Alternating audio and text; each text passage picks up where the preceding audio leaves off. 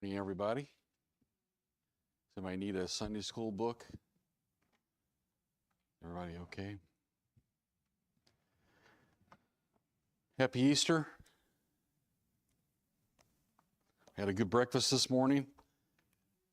I ate too much. Feel like I might want to take a nap. So brother might be ready.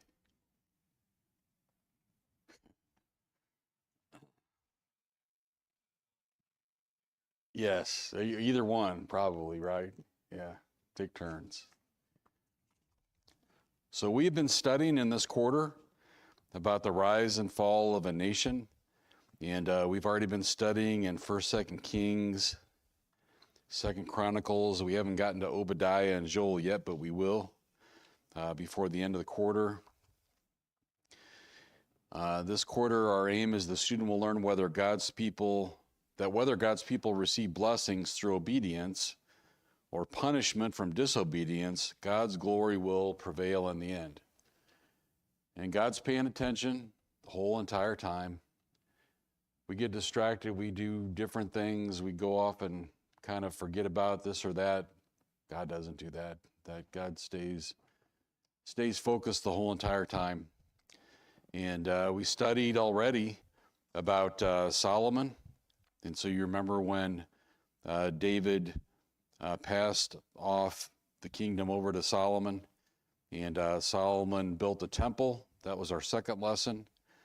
And then after that, he set up the temple and the ark, and the glory of God filled the temple, and all of the country was united. And there was a special dedication for the temple that we followed and took a look at.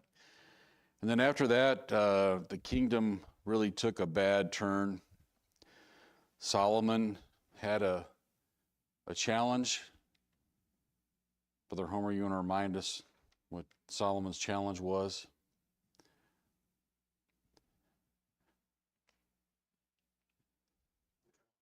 Which one? Yeah, which one? I don't know. How about you, Brother Mike? What was?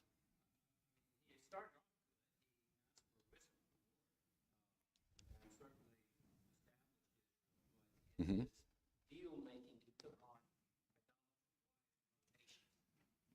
Mm-hmm.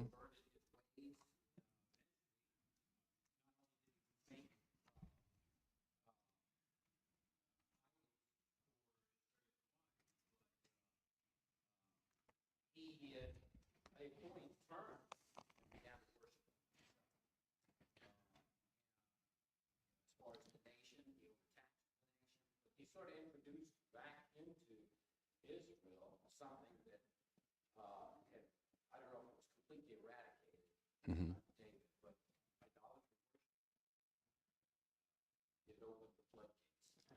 Yeah, at the beginning, I don't know that he actually started anything, but he definitely allowed it or looked the other way while it was happening.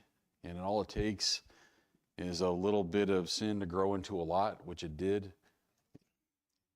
Yeah, bad examples from leaders, exactly. And even though Solomon was wise, how many times have you been wise and you knew what to do? You knew the right thing to do or not to do, but you still didn't do it right anyway. That's our human nature. And seems like every day there's temptation. Yeah, I know I should do this, but I really would rather do that or not do anything sometimes. And so for us to be able to do what the Lord wants us to do every day, we have to be strengthened by the Lord. We can't do it by ourselves. If we try to do everything by ourselves, we're certainly going to fail and not be successful. But if we ask the Lord for his help, ask him to lead us and guide us, and add his strength to our strength. Ours is like this, and his is infinite. And so when he adds his to ours, then we have a chance. We have a fighting chance to do the right thing, and that's what we should do. And so lesson 4, that's where we started looking at Solomon, and he built his own dwelling, own palace, which was way more lavish than the temple. And so he was on a roll. He was like, we're just going to have big construction on everything, make these lavish places. And we got all the people here. Why not put them to work on my place? And which he did. And then he just kept going with it. And of course, he had the finest foods, the finest servants. Even had Queen of Sheba visit and said that, blessed be the Lord thy God, which delighteth in thee to set thee on the throne of Israel. Because the Lord loved Israel forever, therefore made he thee king to do judgment and justice. So here's someone, a complete stranger to Solomon, coming and acknowledging his wealth, his wisdom, and how it was much more than she had even realized from what she had been told. And so he went from, you could almost say, being on the pinnacle of the Lord's blessings to to really going the wrong direction altogether. And his lifestyle was extravagant. It said that he had 500 golden shields to decorate one of his houses. He had an ivory throne overlaid with gold, drinking vessels made of solid gold, and so on. And so all of those things don't point to the Lord. And that's the test of pretty much anything you can do is the right thing or the wrong thing to do. And if it magnifies the Lord or points to the Lord, points people to the Lord, then more than likely it's a good thing. But if it doesn't, if it's something points to ourselves or how amazing and wonderful we are, probably not the best thing for us to focus our attention on. And so Solomon started out by setting a good example, and then he actually went and lived and set a bad example. He had wives and concubines that totaled 1,000. That's a lot. Yeah, lots of houses, lots of places, lots of everything, lots of children, of course, and all that. And so, yeah, it was really to the extreme as far as what we've seen in the Bible, and he may have done these to secure alliances with foreign nations for reasons of a peace treaty or other reasons. He may have done it for reasons that were diplomatic, but still the result was the same, is that all of these that he had been with led him away from the Lord. We saw in Deuteronomy 7:3-4 that the Lord had warned Israel many times about intermarrying with foreign nations. Solomon had committed evil in the sight of the Lord by doing all this. And he had gone from being one of the best kings at the beginning to really causing the whole nation to stray off onto the wrong track. Then we got to lesson 5, and that was bad counsel causing division. And so we saw in that Rehoboam and Jeroboam, remember them? And so they were taking over, and there was an opportunity to do the right thing. And on that occasion, Rehoboam, Solomon's son, chose not to do the right thing. And so people had come to him and said, hey, we need to relax a little bit. We're a little bit too much on being difficult on the people. We need to give him a break. And he said just the opposite. Hey, I'm in charge now. This is my chance to reap the benefits of being the king. And that act split the kingdom into the northern kingdom and the southern kingdom. So the northern kingdom was separated. Jeroboam was in Egypt at the time that Solomon died, but he came back and he ended up taking over. So we have now two leaders, Jeroboam, Rehoboam, and neither one of the two are following the Lord's will.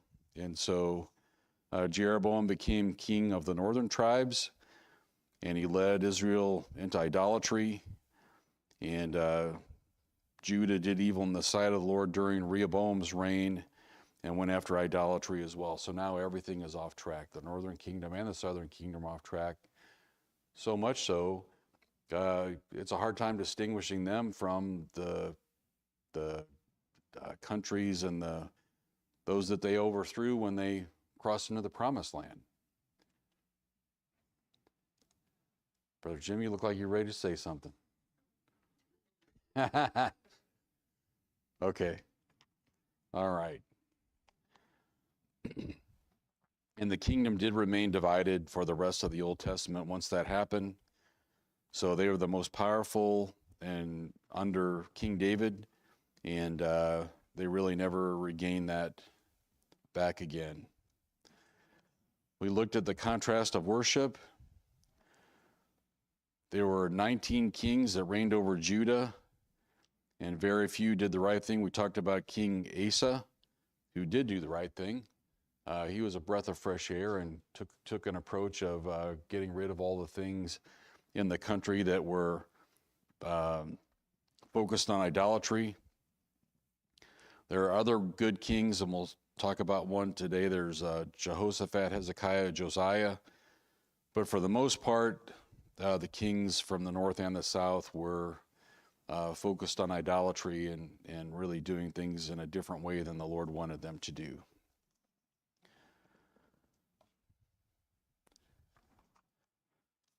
Okay, so now we're up to lesson 7. We're getting close. This is last week. So we talked about Elijah. What do we know about Elijah from what we studied so far?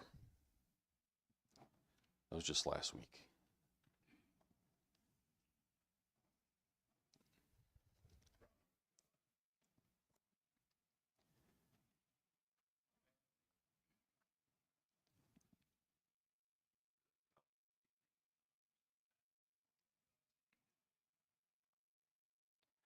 Yeah, he did some pretty tough things.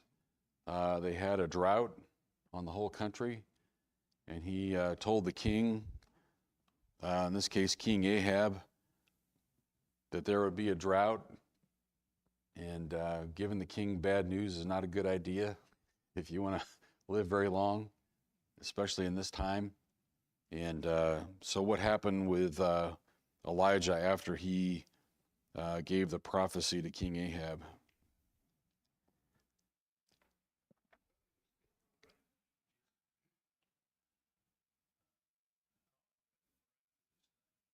Mm-hmm.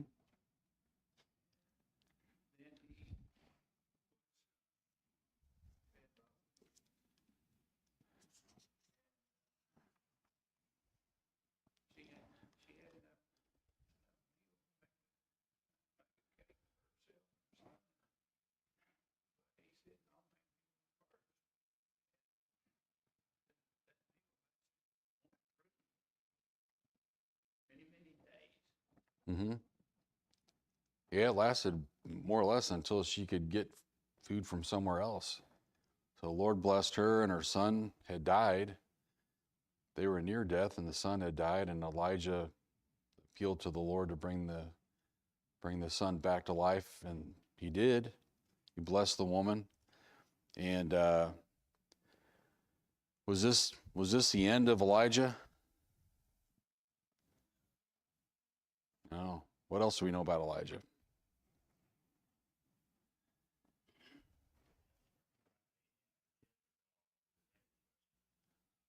Yes, there's something from today for sure.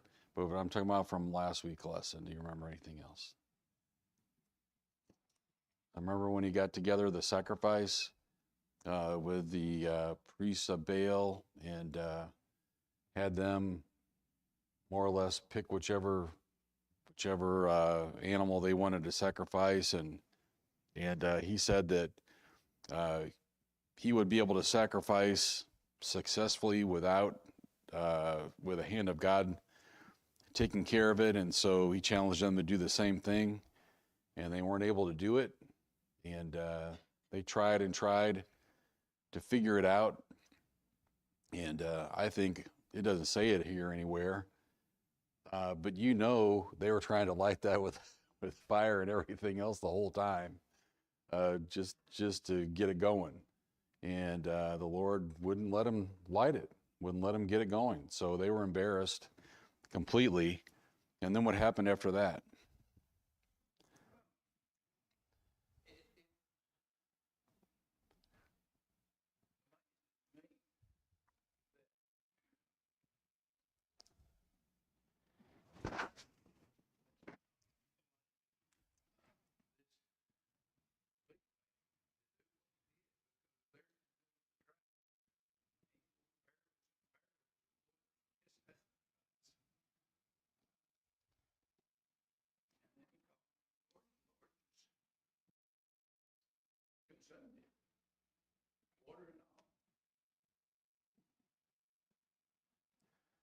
certainly the power of God, nobody could deny that.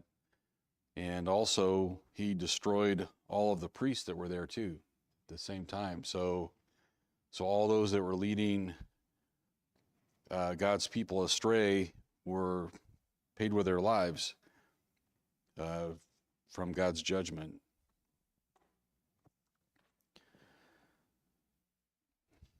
And Elijah fled for his life. After all this, he was afraid of what was going to happen to him, and he was able to stay alive the whole entire time. In fact, in 2 Kings 1, 9 through 16, the king sent a captain and 50 men to go and grab Elijah. And there came, in verse 10, and there came down fire from heaven and consumed him and his 50. So the captain and his 50. So then the second 50 went, same thing happened. And the third 50 went, and it says here in verse 13, the third captain of 50 went up and came and fell on his knees before Elijah and besought him and said unto him, O man of God, I pray thee, let my life and the life of these 50 thy servants be precious in thy sight.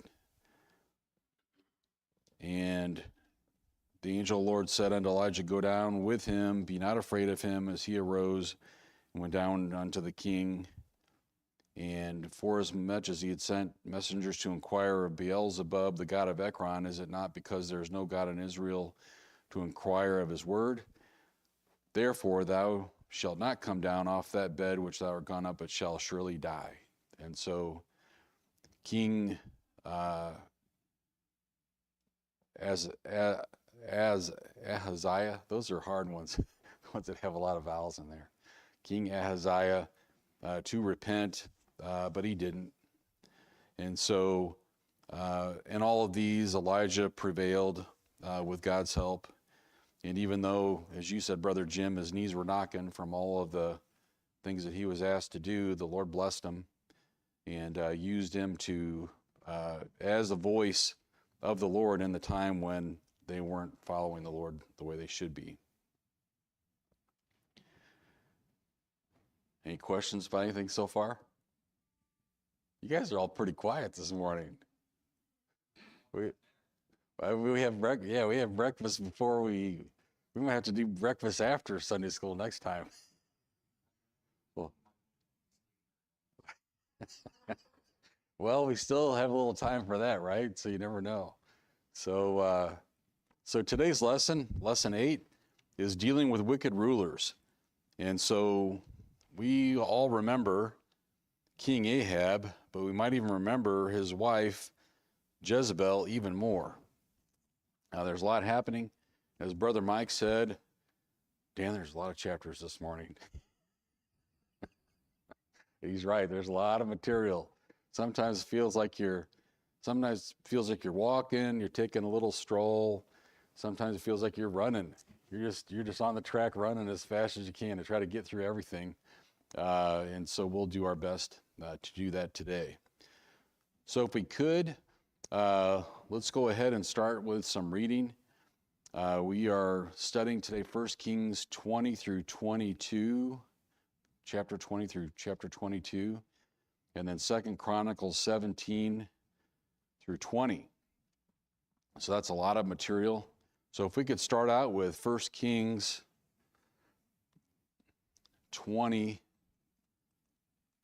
if somebody would like to read from there. Let me get to my right spot here. I brought my different Bible today, which doesn't have all my notes in it. I thought it was a good idea at the moment that I did it.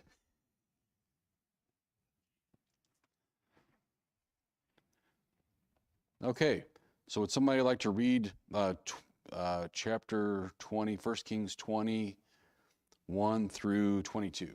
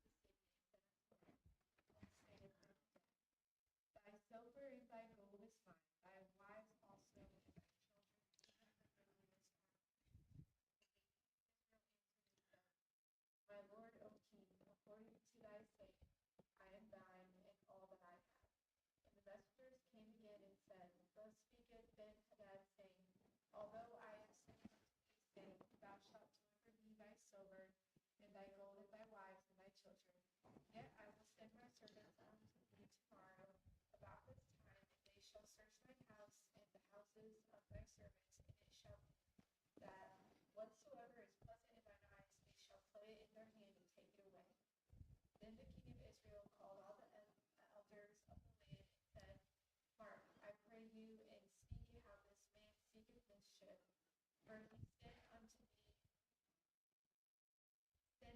me for my wives, and for my children, and for my silver, and for my gold, and I denied him not. And all the elders and all the people said unto him, Hearken not unto him, wherefore he said unto the messengers of Ben-Hadad, Tell my lord the king, all that thou didst send for to thy servant at the first I will do, but this thing I may not do. And the messengers departed and brought him word again. And Ben-Hadad sent unto him and said, The gods do so unto me, and more also, if the dust of Samaria shall suffice for handfuls for all the people that follow me. And the king of Israel answered and said, Tell him, let not him that girdeth on his harness boast himself as he that putteth it on. And it came to pass when Ben-Hadad heard them, as he was drinking, he and the kings and the pavilions, that he said unto his servants, Set yourselves in array. And they set themselves in array into the city.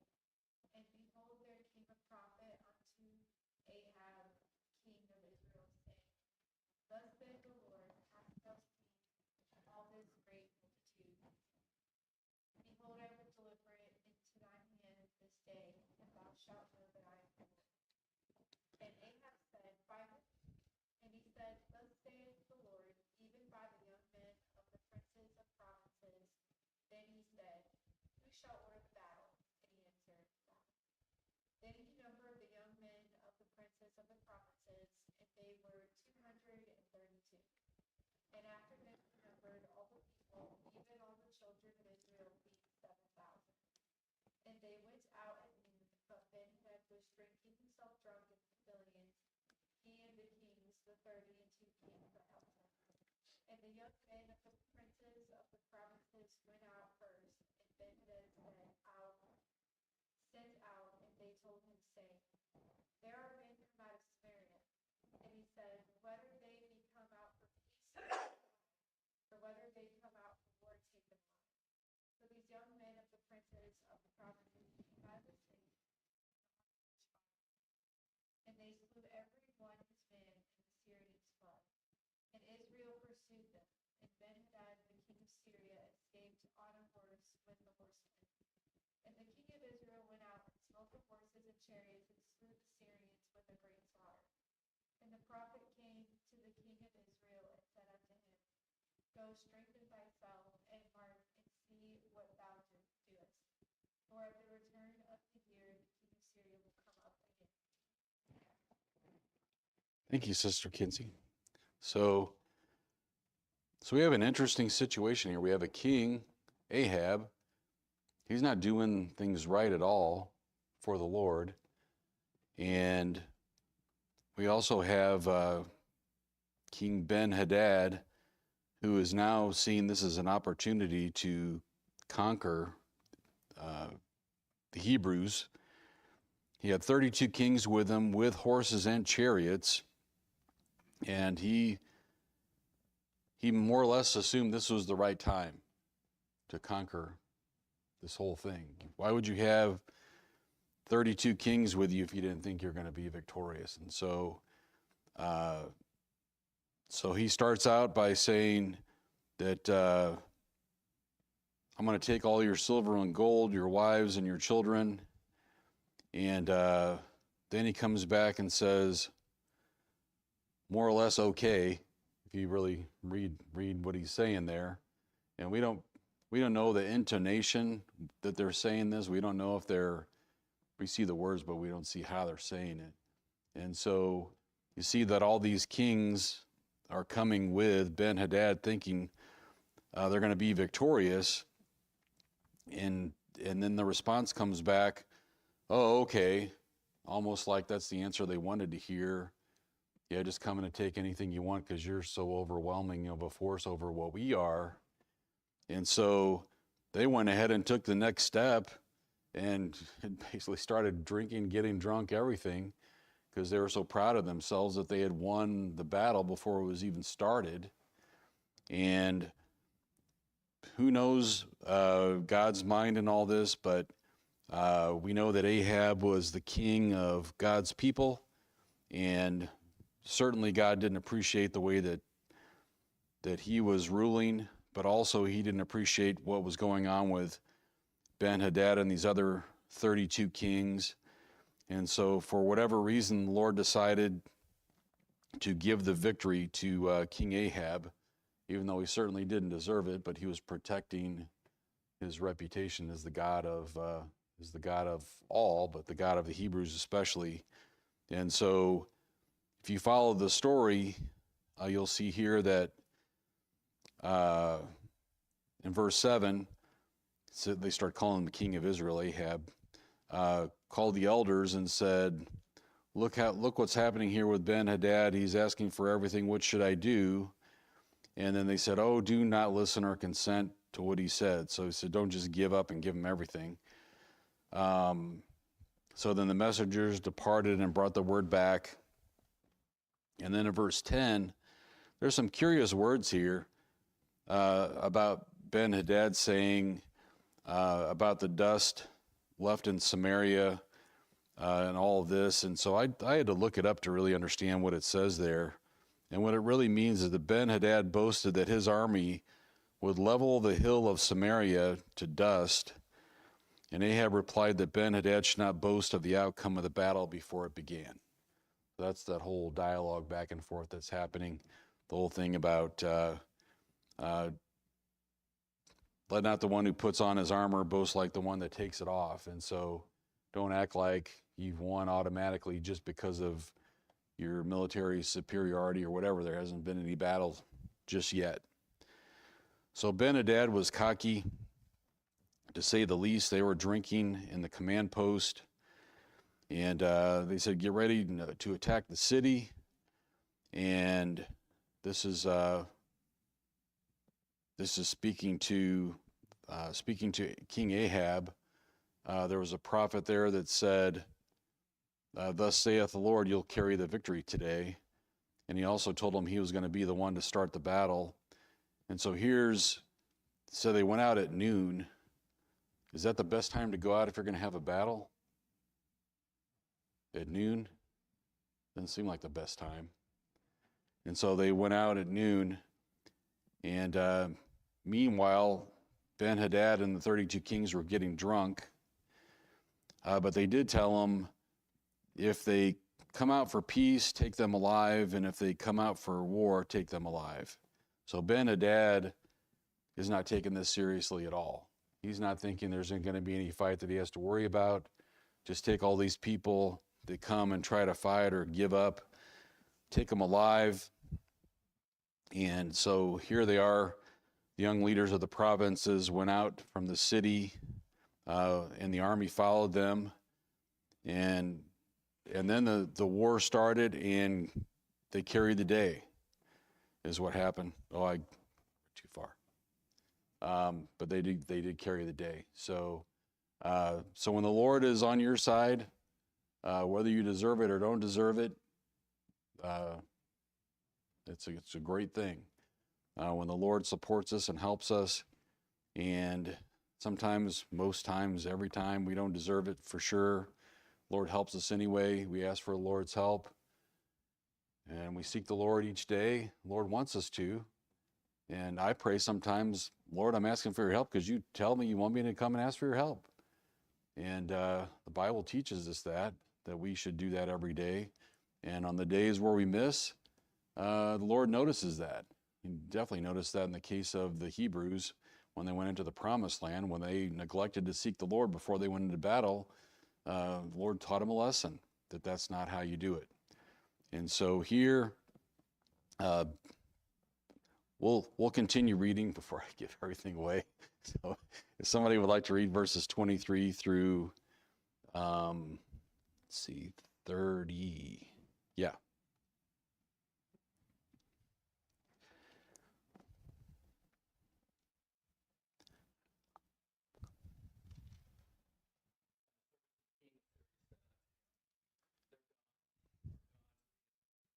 Therefore, strong, and let us fight against them, and surely we shall be stronger than they.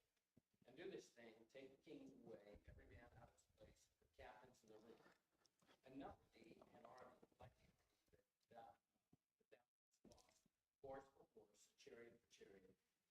fight against them in the plain, and surely we shall be stronger than they. And he hearkened unto their voice, and did so. And it came to pass at the return of the year that Ben-hadad numbered the Syrians, and went up to Aphek to fight against Israel. And the children of Israel were numbered, and were all went against them. And the children of Israel pitched before them like two little flocks of kids. But the Syrians filled the country. And there came a man of God, and spake unto the king of Israel, and said, Thus saith the Lord, because the Syrians have said, The Lord is God of the hills, but he is not God of the valleys. Therefore will I deliver all this great multitude into thine hand, and ye shall know that I am the Lord. And they pitched one over against the other 7 days. So it was that in the 7th day the battle was joined. And the children of Israel slew of the Syrians 100,000 footmen in 1 day. But the rest fled to Aphek into the city, and there a wall fell upon 27,000 of the men that were left. And Ben-hadad fled and came into the city into an inner chamber. That's a lot of people. I don't know why I always think about this, but I think about Busch Stadium. So Busch Stadium is like 42,000-ish, something like that. So if you think about this, so you got 100,000 foot soldiers were killed in 1 day. And then when they went into the city, the wall fell on 27,000 who were left. So there's 127,000. So that's like filling Busch Stadium 3 times as full as you can make it. And that's how many people died. That's a lot of people. And talk about how many people were in Israel. It wasn't that many that were coming up against them. And so clearly this was another victory for God. God didn't take kindly to them saying he was the God of the hills but not of the plains. And so God's judgment was upon Ben-hadad and the other kings in this situation. And so now the next portion here, Ahab, rather than doing the right thing and just conquering the rest of the forces, decides to have mercy upon Ben-hadad and basically treat him like his brother. So in all of this, Ahab doesn't go to the Lord and say, thank you for the victory, thank you for what you've done. He doesn't even acknowledge that God gave him the victory. And he doesn't ask the Lord for wisdom on how to handle the situation going from here. He just basically does everything wrong. And so I think we see examples like this in the Bible, because you don't have to be a king to make mistakes every day. You can be anybody and make mistakes every day, but when you're a king, it affects the whole country when you make mistakes. And here, even though the Lord had given him this overwhelming victory, there's absolutely nothing said here at all about him thanking the Lord and asking for his wisdom on taking the next step. So, Lord pretty much has had enough, and Ahab is condemned, and that's starting in verse 35. And let's see, we'll go ahead and skip through that part of it. Okay, so then in chapter 21, 1Kings 21, we're going to read about Naboth. If someone would like to read 21, 1 through 15.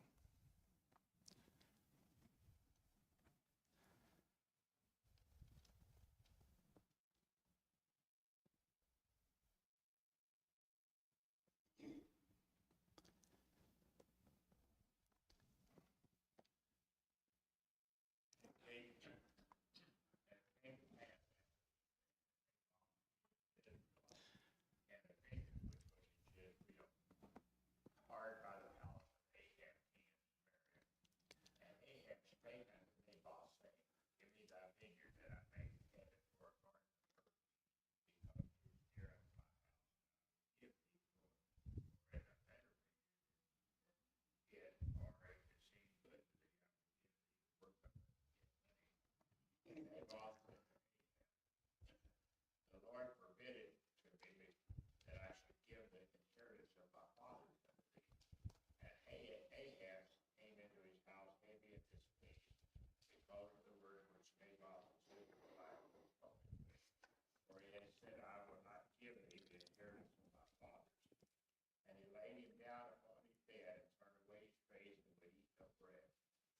Jezebel, his wife, came to him and said to him, why is thy spirit so sad, that thou eatest no bread?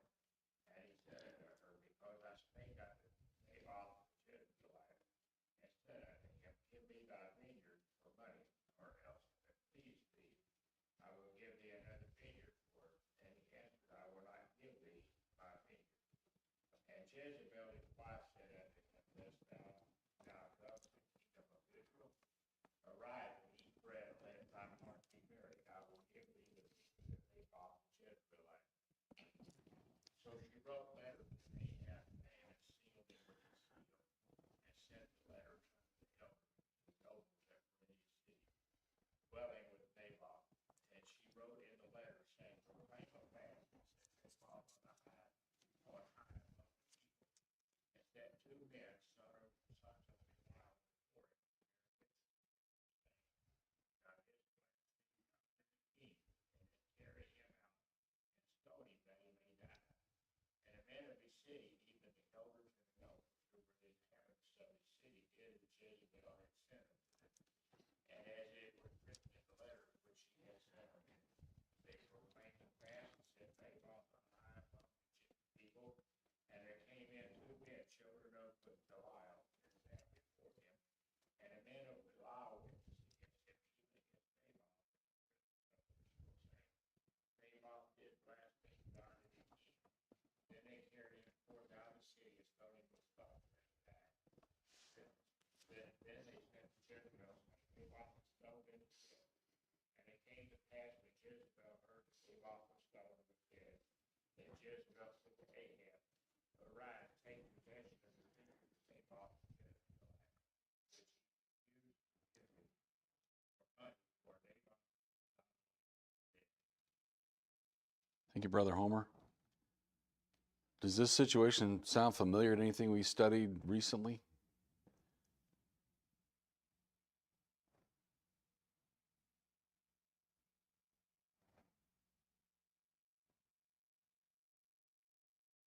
You guys are so quiet today.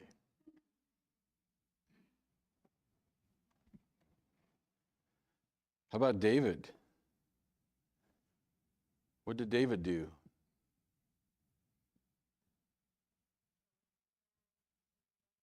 Yeah, right. He killed him. And the prophet Nathan said, thou art the man, right?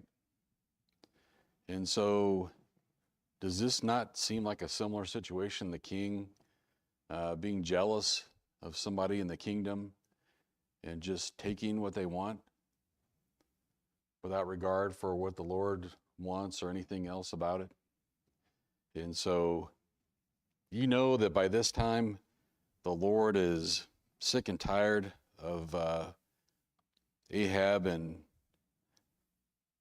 his wife Jezebel, and this has got to be just the straw that broke the camel's back as far as patience. The Lord's had patience with them this whole entire time to just let them live. And this whole situation is completely against what the Lord wanted to see happen. What about Naboth? What is Naboth saying when the king asked him to sell his land or to give it to him, or he'll exchange it for something else? How does he answer? So what does that mean when he says that's his inheritance?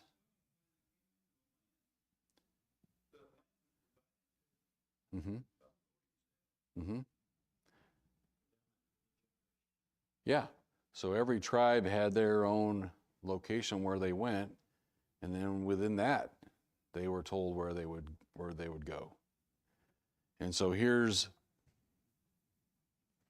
Naboth saying, more or less, God forbid, this is the inheritance of my fathers. It's not even legal for me to give it away. Now, they did have a situation where you could temporarily lease it or sell it or whatever. How did that work? Mm-hmm. And then the year of Jubilee, it returned back. So you could sell it to somebody or whatever, but it's coming back. in a year or two or three, however many years it was until the year of Jubilee. And then it would go back to that family. So that would account for situations where somebody needed money or whatever temporarily, but then they would be able to get their land back. And so this whole situation, and actually Ahab married Jezebel, and I don't know that he could have married a worse person than her. If you look at the description of her and everything about her, she was as far away from God as a person could be, even before he married her. And she was wicked. And I wouldn't doubt it that Elijah, some of the reason his knees were knocking were because of Jezebel and how evil she was.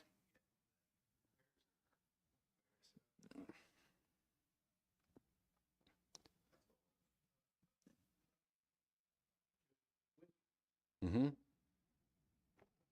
Yeah, pretty much willing to do anything to somebody. Anything you can imagine, she was willing to do that to somebody, kill them or whatever, without even thinking twice about it. And so here's King Ahab basically whining to her about this land. So she decides to do several things wrong. She wrote letters in Ahab's name, sealed them with a seal, the seal of the king, and sent the letters to the elders and nobles, saying that they should have a fast and put Naboth in high honor, and then have two false witnesses come and say that he blasphemed against God, and then take an out and stone him that he may die. So how many in that time were loyal and faithful to God in this timing we're talking about? Right. So what's so interesting about this whole situation, that they're acting like, oh, now we're devout to the Lord on everything, and we're going to follow the commandments on punishment. They didn't follow the commandments on anything else this whole time, but they decided to follow these commandments, which was obviously exactly the opposite of what God wanted them to do.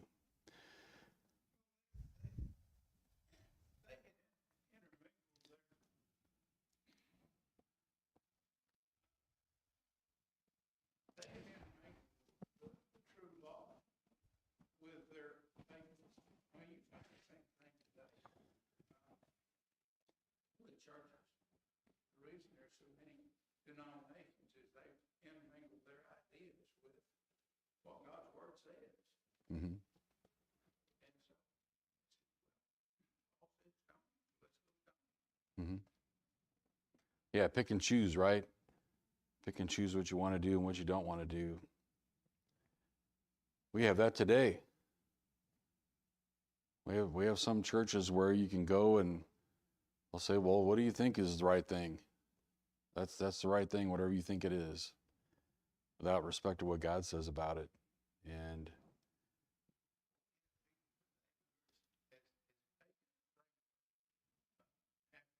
Other things that will still say, yeah, I'm a Christian.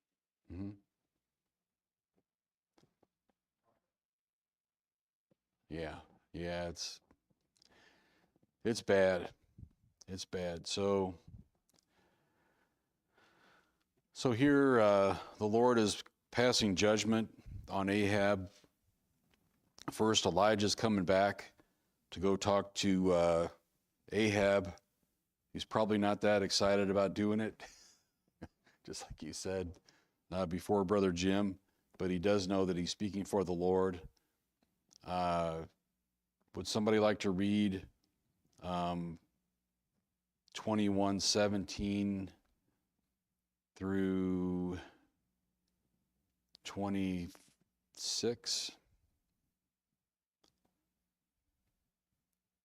And the word of the Lord came to Elijah the Tishbite, saying, Arise, go down and meet Ahab, king of Israel, which is in Samaria. Behold, he is in the vineyard of Naboth.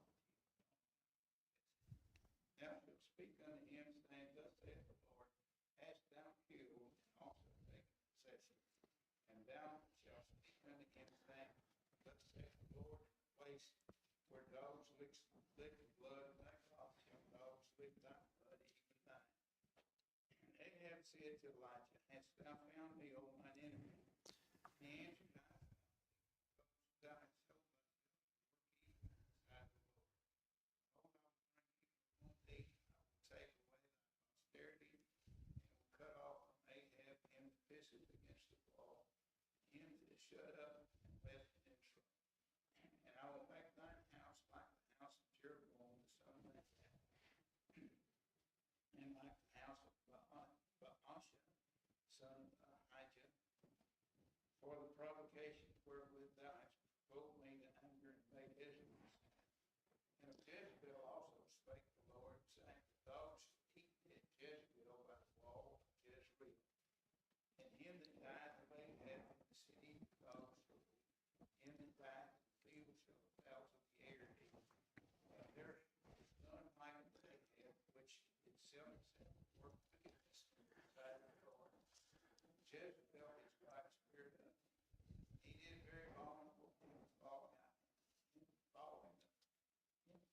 idols, according to all that he did, as he did the Amorites, whom the Lord had cast out before the children of Israel. Thank you, Brother Jim. And so after this, we don't have time to do the other 4 or 5 chapters, unfortunately. We could do it later if you want, maybe after the sermon this afternoon. But Ahab and Jezebel died exactly how it was prophesied here by Elijah. And so the Lord most definitely passed judgment upon them for leading the country to the paths of evil. And we didn't cover nearly everything. Brother Mike, I don't know how you did it whenever you... Thank you, everybody, this morning. Appreciate it.